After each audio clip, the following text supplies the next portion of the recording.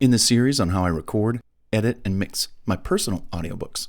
Let's quickly talk about microphone setup, troubleshooting tips, and adjusting your recording levels so you sound great every time you record your audiobook. Now, every time you want to sit down and start recording anything, after you open your recording software, where your microphone is concerned, first things first, I always check to make sure, number one, your microphone is plugged in and ready to record. This also means that I have the right microphone selected to record with. Number two, my microphone levels are set accordingly so I don't sound too low or too high, but just right. Number three, I'm speaking correctly into the microphone the proper way so that I sound warm, clear, concise, and great when recording. And number four, I check to see that I can hear what it is that I'm recording out of the right headphones. Come on, let me show you how to do all that really fast. First, is your microphone plugged in to the computer properly? Yes? And yep, looks like it. Yes. Number two, let's check your mic levels, because if your levels of recording are too high or too low, you could be wasting your time recording your audiobook and the audio is just not going to turn out right. So to do that, we got to go to the control panel.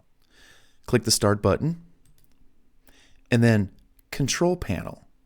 Now, if you don't see this control panel option here like I do, just go down to the search box and you could actually type control. And before you know it, all these options show up. But just look at the top one, control panel. Double click it. And when you do, a window pops up like this. And you may see a long list of items here. Well, all we want is the sound option, sound. And just real quick, see this view by category?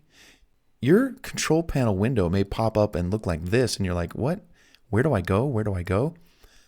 View by small icons. Yeah, sound. And it's the sound option that we want. The sound window pops up, and we want the recording tab.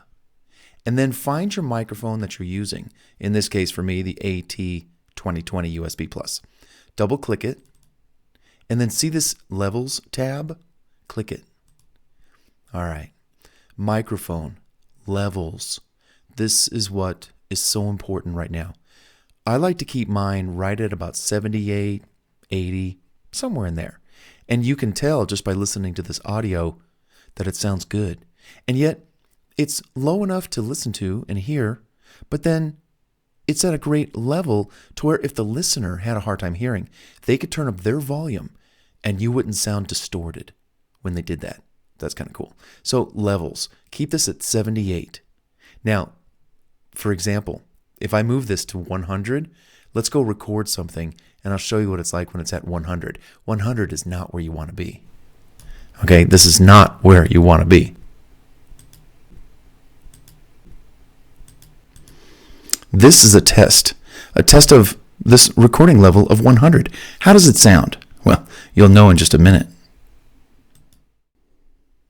Well, just by listening to that audio, you could tell it was distorted, it was way too loud. When the levels are at a sort of an 80% level, that's good. You want that. You don't want it too low. You don't want to go 50%. No. You don't want 50, 51. No. You don't want 100. No. Keep it right there at that 78 to 80, and you're doing good. Click OK. Close this window. Let's try that again. Now I'm going to test record this recording level of 80 to see how it sounds. I bet it sounds great because that's exactly where it should be. Not too high like 100 and not too low like 50 where you can't even hear anything.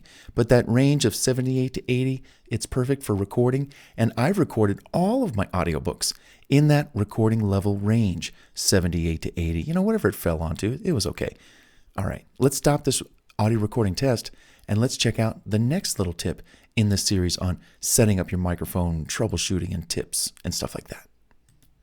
Number 3, speak into the microphone so that you're actually talking what I would say is across the area that picks up your voice. don't speak directly into it, or else you're going to risk sounding too muffled and too close to the microphone. Certain letters like B's and P's, when you pronounce them, they may sound really overinflated and disrupted. It's not going to sound good to the listener. So you got to back off a little bit, 2 to 4 inches, and let that voice just cross over the area that picks up your voice from the microphone nicely like that with no interruptions, no distortion. Sounds good.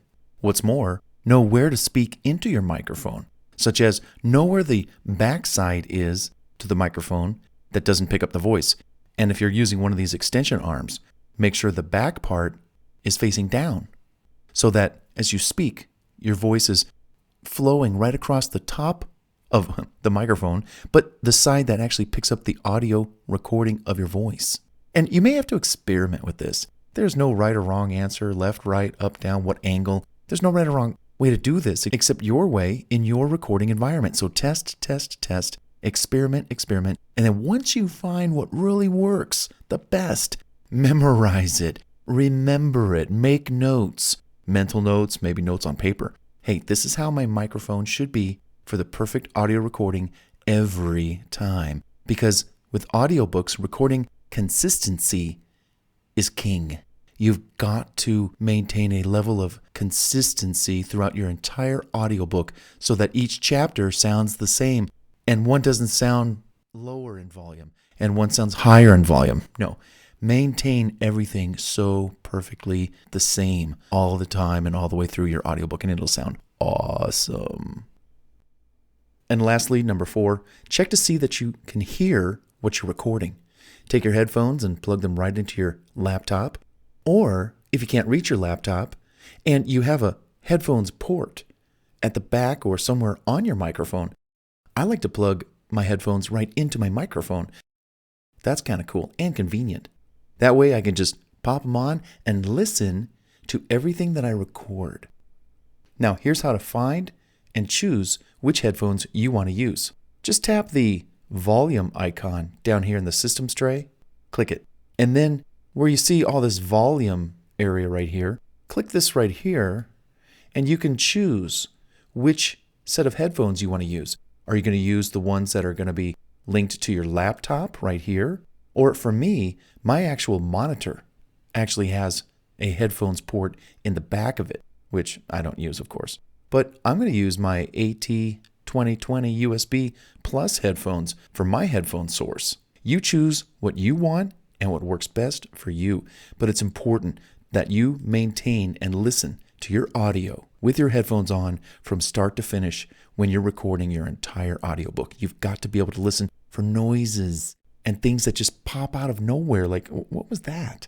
Anyhow, that actually is a great introduction to our next video tutorial in the series on recording audiobooks. Listen for unwanted noises and how to watch for them and what to look for and actually how to get them out of your audio recording. Come on, let's check that video out right now.